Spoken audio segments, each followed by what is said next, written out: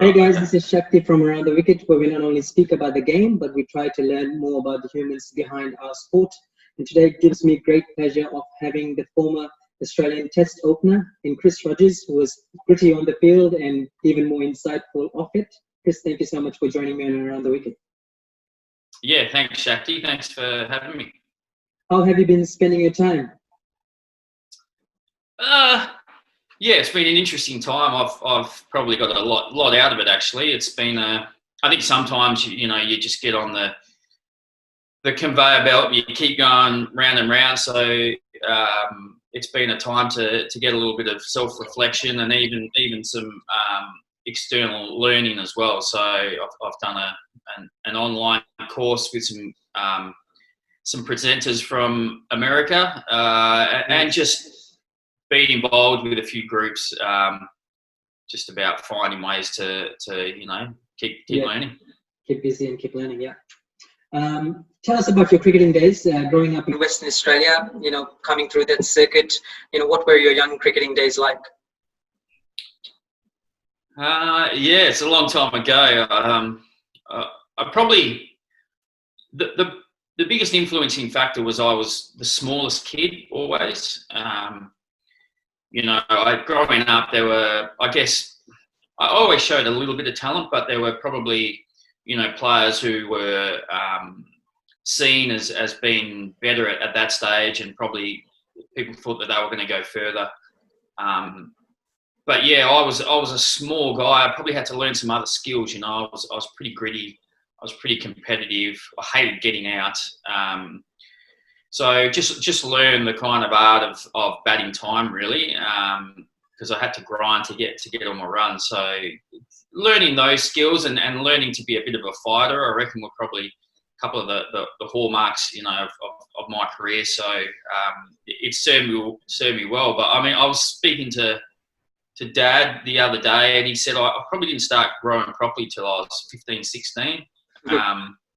Not to say I became a giant, but I threw it out a little bit, and I ended up, it was about 18 or so, 17, 18, I started to gain some strength. So then things started to progress from there, and I remember I played for the Aussie under-19s. I was a bit of a reserve player. There were some good players there, but then it was into the Western Australian squad. And if I look back now and if I think about it, it's probably some of the best learning I ever had. Yeah. Batting on the blacker nets against a group of bowlers who were all about 6'6" tall. There was a ridge in the wicket, in the pitches, and the ball used to fly. Was some of the scariest sessions I ever had. And I remember hating it at the time. I just didn't want to get hit. But I think that those are the kind of lessons that held me in good stead for some of the battles I had to face later on. And tell us about your Sheffield Shield scene. You represented both Western Australia, then you moved down to Victoria. How was that experience like, and what was one of the major reasons you decided to move to Victoria? Yeah, I grew up in Western Australia. I was born in Sydney. We moved. My father moved. He actually was the general manager of the WACA, the Western Australian Cricket Association, for about 7 or 8 years. So grew up in Perth, and then played for Western Australia, and that was my home state, and loved it. The chance was to play with the likes of Adam Gilchrist, Damien Martin, Justin Langer, Michael Hussey, Simon Kadich. The list goes. Brendan Julian, Tom Moody. The list goes on and on. So it was an incredible learning experience. I was a pretty immature little kid at the time, so I made a few mistakes along the way. But yeah, it was fantastic times, and learning to bat on the WACA is one of the really great experiences, just because of the bounce and the pace. If you can't play fast bowling, that's not the place you want to be. So So did that, and then it just got to a point where it was a bit of a clash in the personality between myself and the coach. we just saw things slightly differently. And it was Tom Moody at the time, and he wasn't selecting me in the one-day side, so I just felt it was the right time to look elsewhere for opportunities. Sure. What's good now is that Tom and I get on really well. So we look back, probably both regret a little bit how we behaved, but I think things worked out a little bit for the both of us. Moods has gone on to coach in the IPL successfully, and I had a pretty good career. Playing for Victoria was fantastic, and there was more names there like Brad Hodge, David Hussey, Cameron White, Andrew McDonald, all these kind of guys that, so if I look back, I had just so many people I got to learn from. Yep. You made your debut against India. Things probably didn't go to plan as you would have, wished. Tell us about that experience, and, what was the major takeaway for you that made you even more hungry the second time around? Yeah, it was pretty exciting. It was, for those who can remember, it was the test match after the Monkeygate saga. So there was a whole lot of stuff that was going on in the background. What had happened with Andrew Simons and Harbhajan. So it just felt that there was a fair bit of distraction there. But I was wide-eyed, I was kind of, we had meetings on this. I was just sitting at the back, not really comprehending what was going on. But yeah, there was some, probably the biggest thing was just the huge names I was playing with. There was Ricky Ponting, Adam Gilchrist, Michael Clark at the time, Brett Lee, the list goes on. And it was fairly intimidating. Not to say that they weren't supportive, but yeah, it was intimidating. It was all a bit of a blur. I got LBW in the first innings for 4, I think, or something like that. And the umpire, I think it was Asad Rauf, stood next to me at square leg when India were batting the second innings, and said, "Oh, sorry, mate, I got that one wrong." This was before DRS, and I was just like, "Oh, thanks, mate. Yeah, so it's only my test career, but yeah, it said it was clipping, so I probably would have been given out anyway."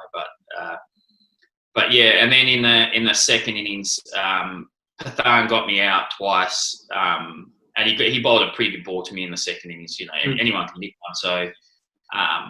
Yeah, it was all a bit of a blur. The other thing is, on the opposition there were some incredible names as well. Sehwag smacked them at the top, and then you've got Tendulkar coming in, and just watching him play was incredible. The way on a tough wicket, the way he batted was unbelievable. So I think every time I went up a level, I failed.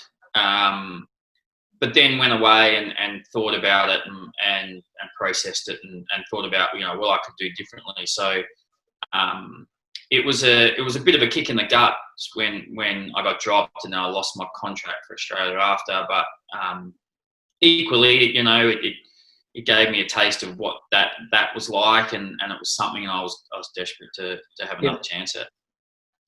Everything happens for a reason, I guess, and you went on to even more significant career. I was reading your book, Bucking the Trend, and you stated there that before your second coming as a test player, 5 years later, you went on a run with the psychologist from Middlesex in Steve Sylvester, and he said to you that, if I can quote it properly, you've got to go into this series thinking you're going to get a duck every single innings or every innings. Tell us about that statement and what that meant to you at that time. I'm glad you got the book. That's helped me out. But yeah, Silvers is a fantastic guy. He used to say funny things to me, but I loved him. He speaks more than any psychologist I've ever met. But I love that fact. He's a big personality. So he's actually written a book called Detox Your Ego. If anyone, I've given him a little plug there for him. But, there you go. But so yeah, so I remember at the time he. It was a cold day. We were at what's that place called? The John Paul Getty Estate, and we were playing a festival day. And he called me and said, we're going to go for a walk.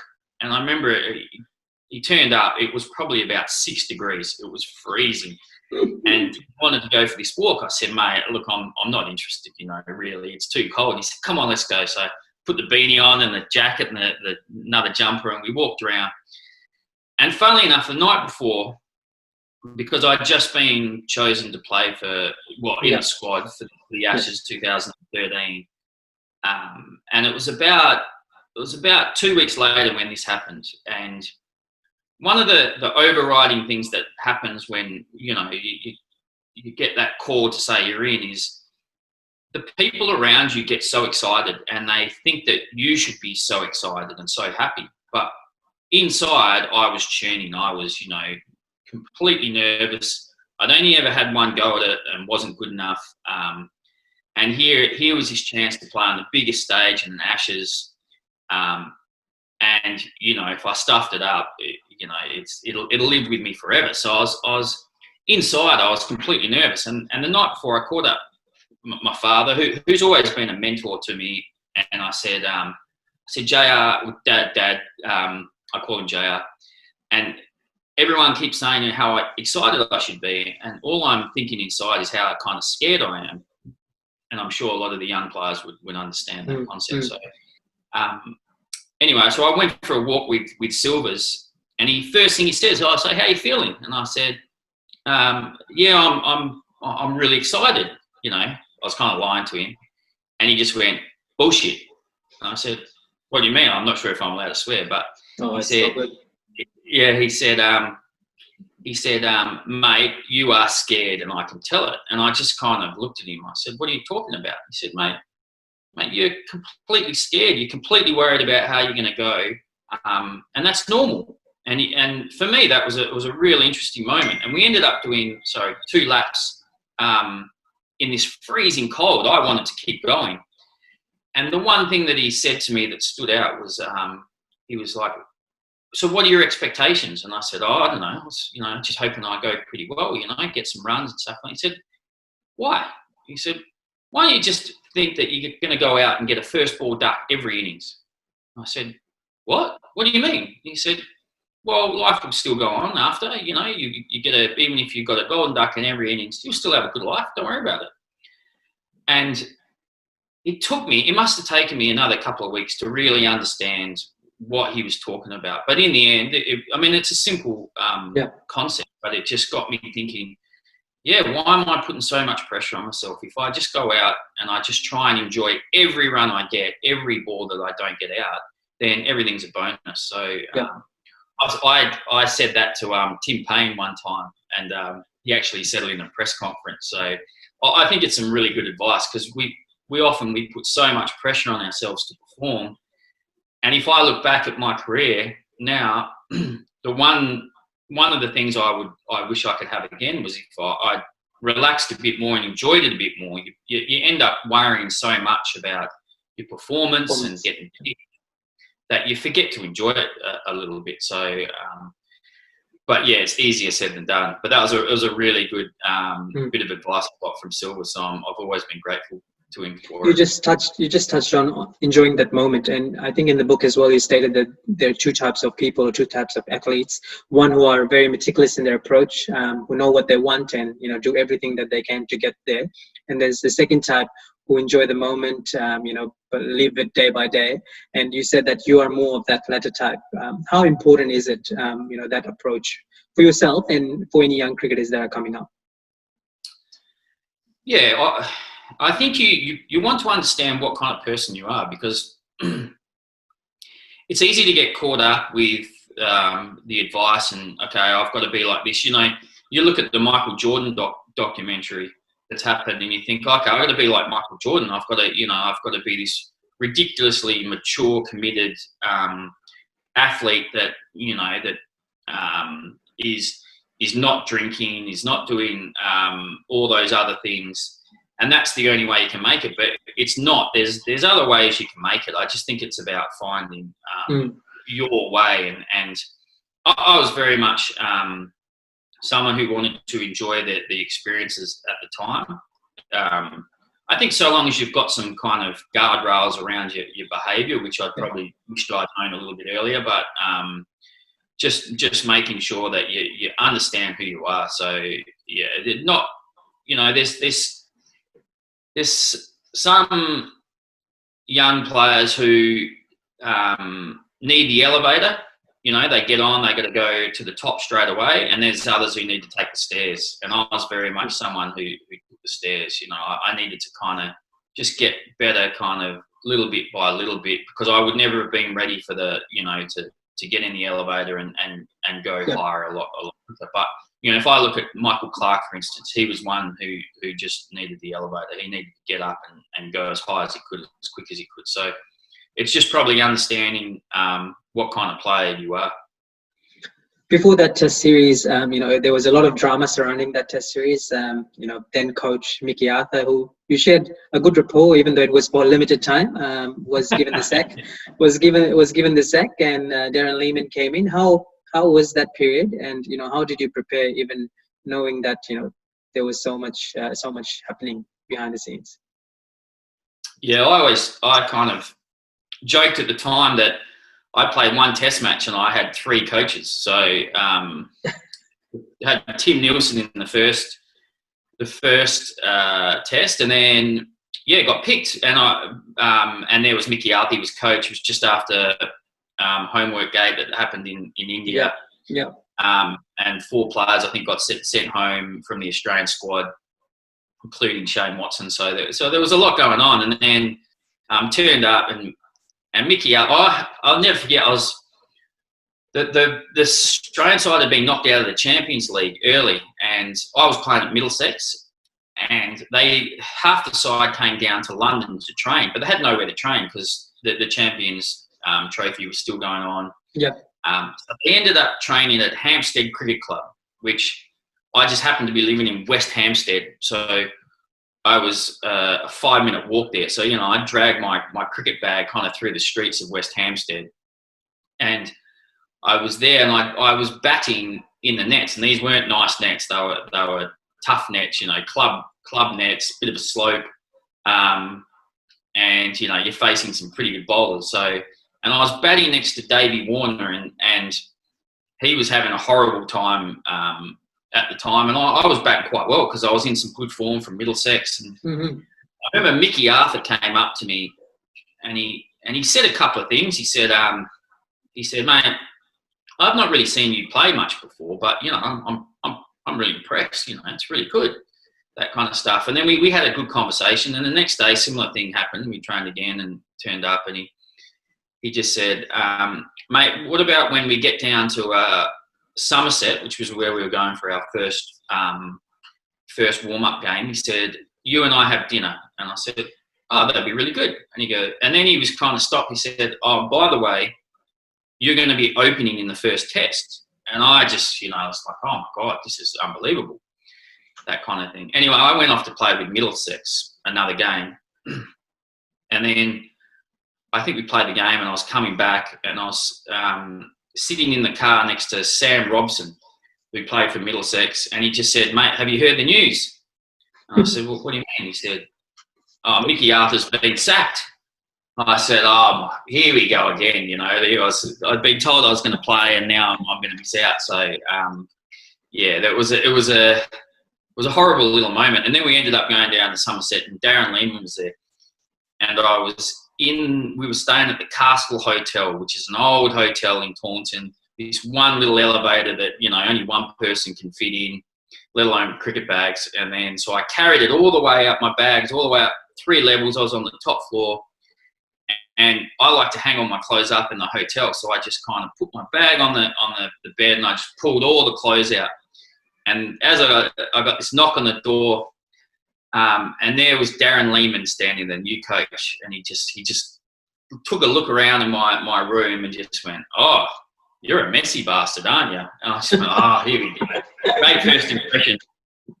And then he said, he said, "Mate, just let you know you're going to open in the first test." And I think I was speechless. And he wrote me a letter one time, a Christmas card, and he said it was one of the best moments in his coaching career. My reaction. So yeah, it was an interesting time. It was a bit of a roller coaster. Do you feel it's a lot harder to play for the national team when you were playing, with the likes of yourself, Mike Hussey, Brad Hodge, all piling up, thousands and thousands of runs in Sheffield Shield? When it comes to nowadays, it feels like a lot of the younger players get picked on potential. Do you feel it's a similar sentiment? Yeah, it's an interesting question. I think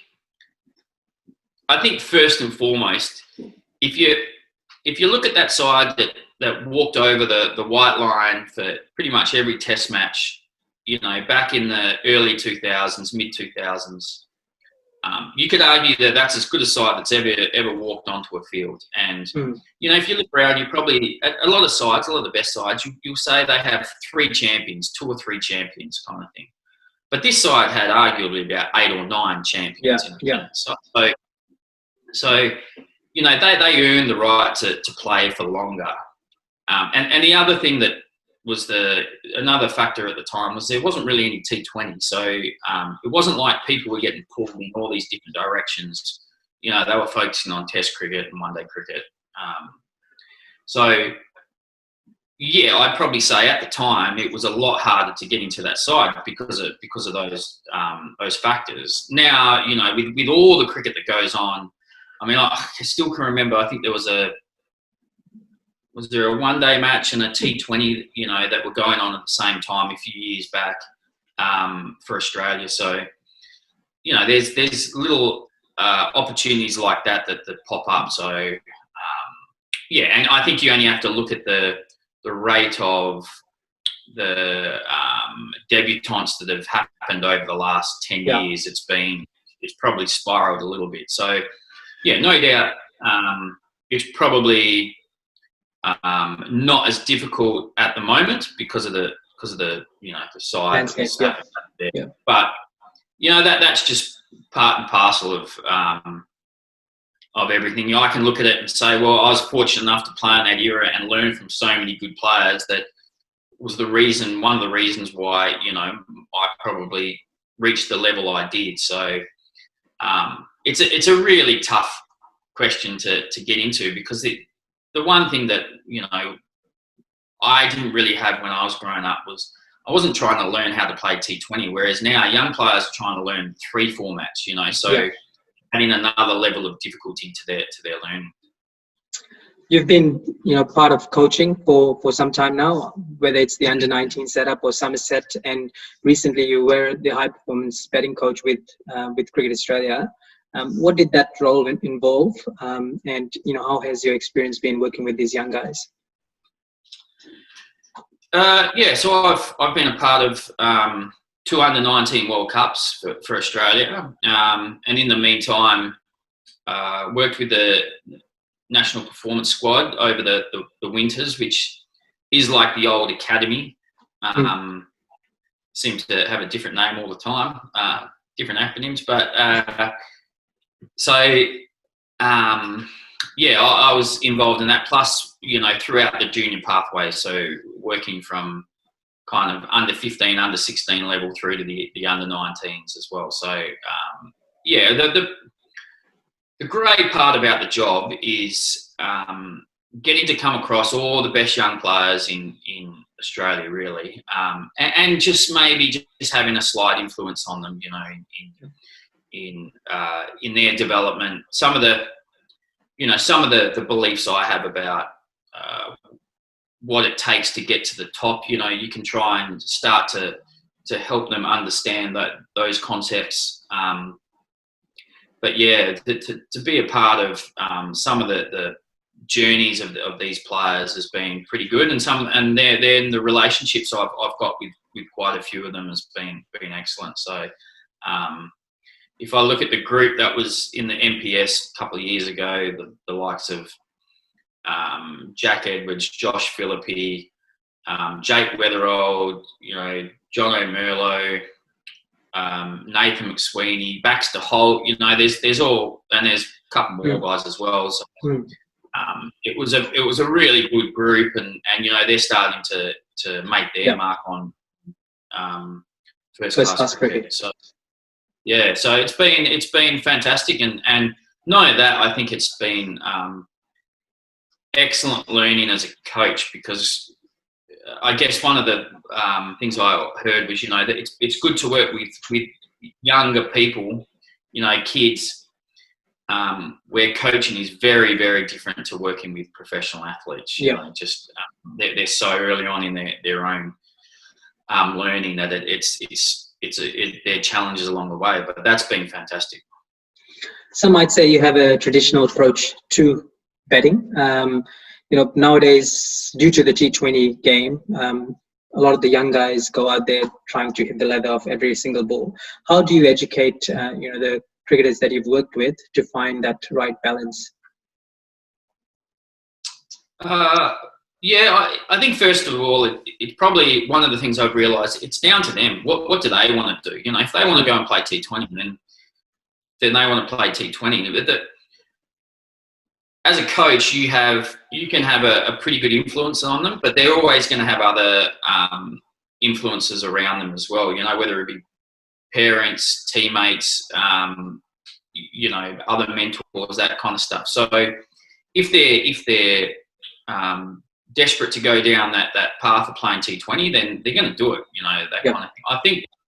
I think one of the probably the points is that the foundations really run across all formats. You know, the best players are still the best players in pretty much all formats. You know, you've got like Kane Williamson, who maybe you think would be more suited to the longer game, can still find a way in T20. You know, to be very successful. So it's still about having some foundations, right? And that's not just in a technical sense. You know, like understanding the mental, the tactical side, and everything else that goes with it. So yeah, it's a really tough question, because you know, if I think there was a question, Troy Cooley asked a group I heard recently. Troy Cooley, been working at Cricket Australia as well, was my kind of my boss, and he just said same question. You know, if you have a player who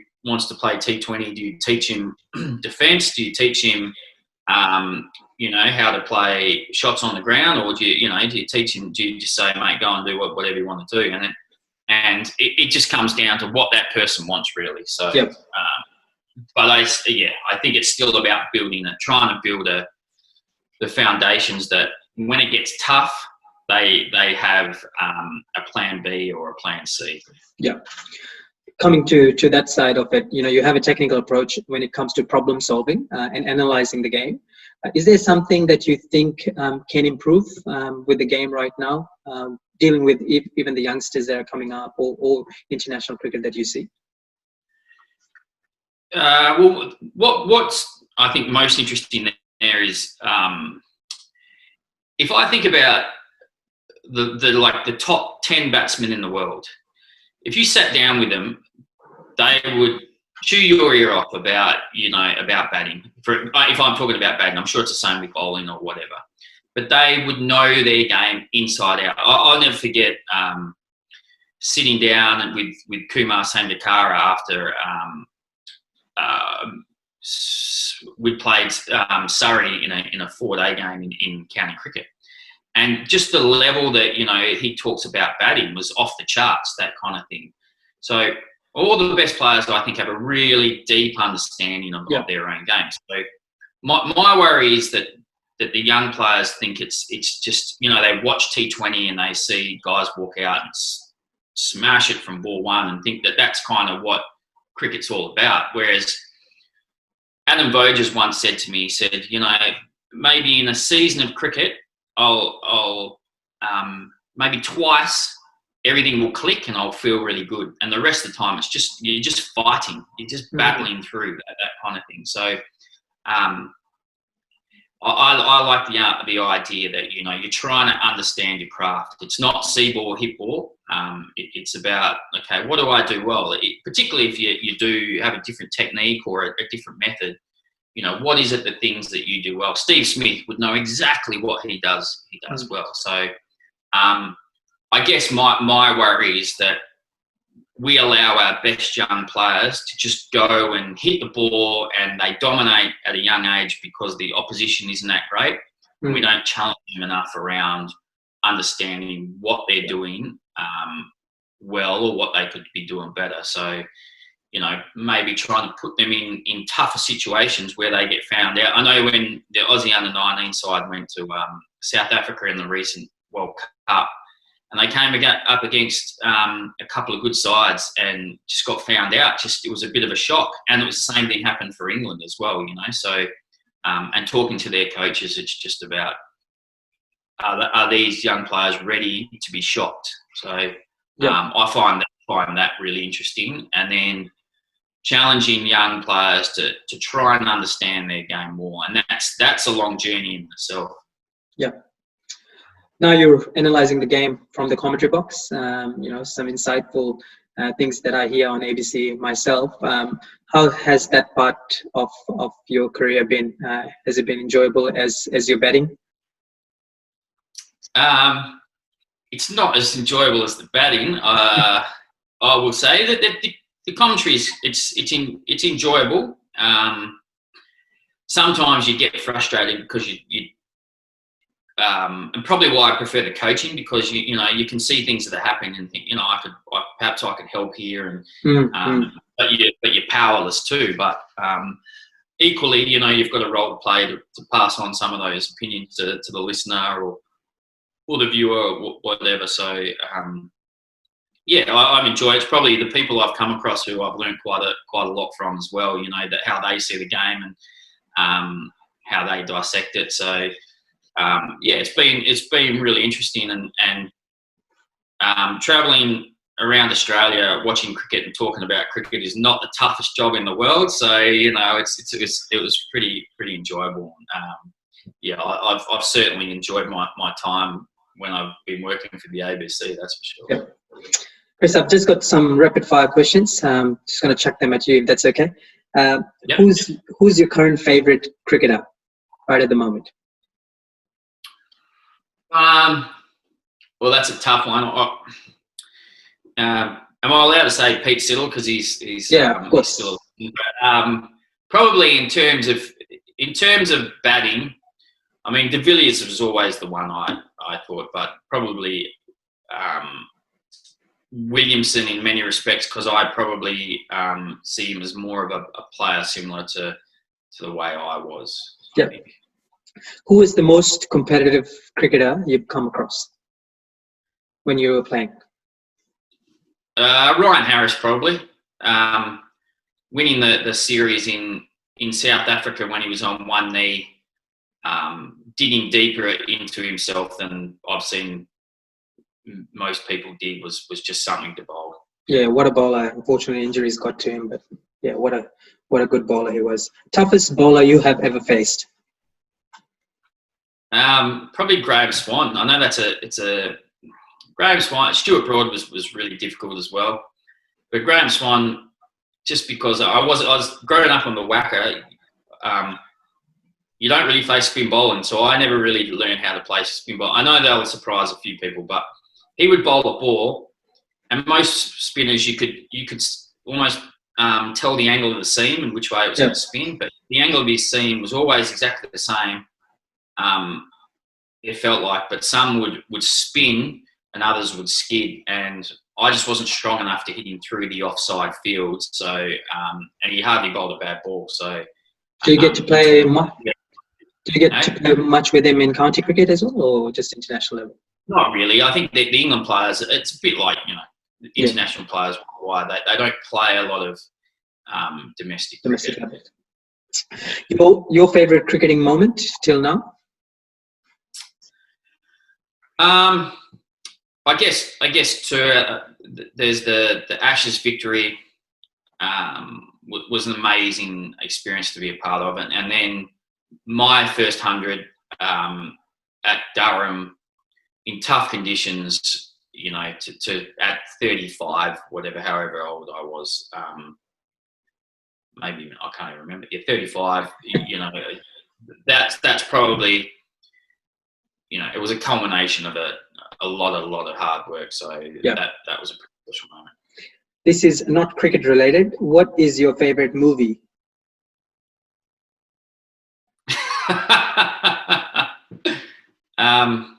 Do you watch many?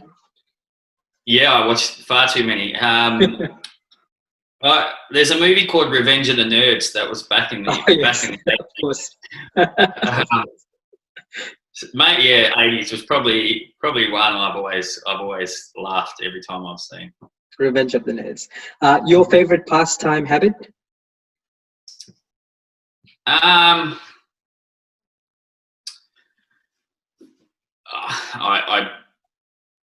I walk, I read. I don't know. It's a tough question. Probably reading, yeah, or a coffee at a cafe. There you go.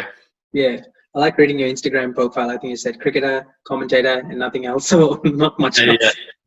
I think there's all bits and pieces. I know a lot when I've had a bit to do with Peter Siddle. He has about 20 passions in his life. It's quite incredible, really. Yeah. Whereas most people are, you know, stick to certain kind of routine. Yeah. Who was your inspiration growing up? I mean, I think, you know, I think my dad was my kind of mentor and my support. Alan Border was probably the one I looked at. You know, he was a fighter. You know, and I loved that kind of personality, I think. Yep. Just a couple more questions, Chris. Best sledge you've ever received in your career? I was once driving a nice car, and then I got sponsored by Bass, and I was wearing the pads that Sachin Tendulkar wore that had the 2 straps, and they looked terrible. And I remember Brad Hodge said to me, he said, mate, you can't wear those pads and drive that BMW. So, and I remember warning, thinking it was hilarious at the time. And probably not that funny to a lot of people, but if you were there at the time, it was quite humorous. And one final question, Chris. One word that defines Chris Rogers. I'll go back to that last question. The other one was by the crowd at Trent Bridge. Who was singing "There's Only One Harry Potter" to me at one stage. So, yeah, probably that one's a bit funny. But sorry, what was the last question? One word that defines yourself, Chris Rogers. Fighter, I'd say. Excellent, Chris. Thank you so much for joining me today. I really appreciate all the insightful thoughts and experiences that you've shared with us. Hope you all the best for the future, whatever lies ahead for yourself, and hopefully we can see cricket very, very soon. Thanks, Shakti. Yeah, I'm looking forward to it too. Cheers, man. Thank you so much. Appreciate it.